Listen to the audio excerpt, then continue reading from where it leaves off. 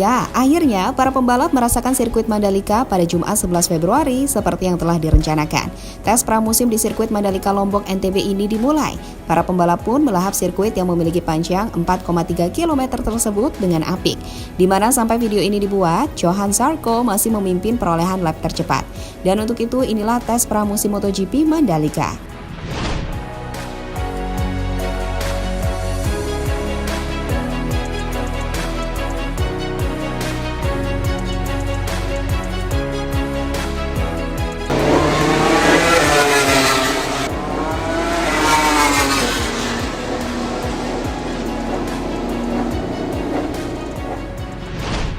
Ya, dimulai hari ini, hingga 3 hari ke depan, sirkuit Mandalika tidak akan sepi dari geberan suara knalpot motor-motor super cepat dari para rider MotoGP. Dan hari itu pun tiba, semua dimulai.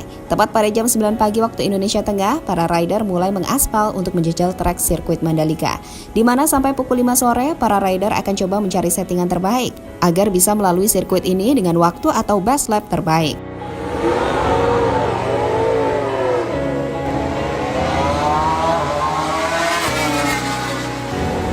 Ada 3 tikungan lagi, tikungan terakhir ini dia salah satu Aprilia. Di sesi tes Jumat atau di hari yang pertama ini, terdapat 19 pembalap yang sudah mulai mengaspal untuk merasakan sensasi pertama melahap trek Mandalika. Di antaranya adalah Joan Marco dari Ducati yang masih memimpin waktu best lap di Mandalika. Kemudian ada Fabio Quartararo yang merupakan juara dunia MotoGP musim lalu.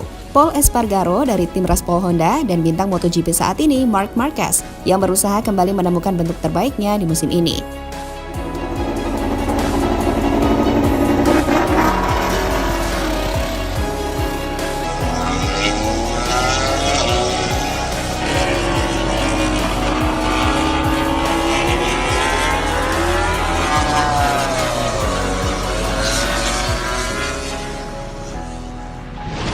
Ya, merasakan dan melihat langsung sirkuit Mandalika yang untuk kali pertama digunakan untuk race MotoGP, Simon Cravar selaku reporter resmi MotoGP menjelaskan dalam situs resmi MotoGP.com jika Mandalika harus menjadi ledakan mutlak MotoGP musim ini, terlebih dengan melihat sirkuit ini di mana dalam keterangannya disebutkan jika ada 6 hal penting yang perlu diketahui tentang sirkuit Mandalika yang membuatnya spesial.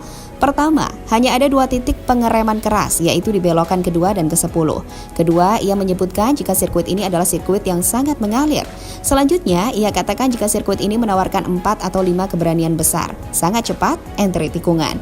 Keempat, ada banyak tikungan yang memaksa pengendara untuk mengerem keras pada sudut kemiringan yang besar, atau membuka gas dengan keras pada sudut kemiringan yang besar. Hal ini dapat mengakibatkan beberapa tabrakan front end, dan pasti akan menghasilkan beberapa drift on, throttle yang spektakuler. Kelima, sirkuit ini memiliki limpasan besar dan jebakan kerikil yang berarti aman.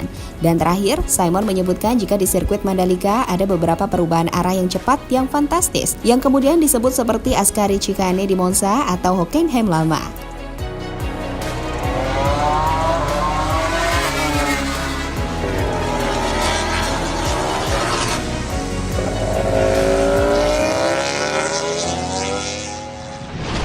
Meski sangat menarik, dalam tes hari pertama ini sekitar pukul 11.30 sempat dikibarkan bendera merah atau red flag. Hal itu terjadi untuk membersihkan beberapa bagian sirkuit yang kotor akibat hujan lebat yang terjadi pada malam hari sebelum tes dimulai.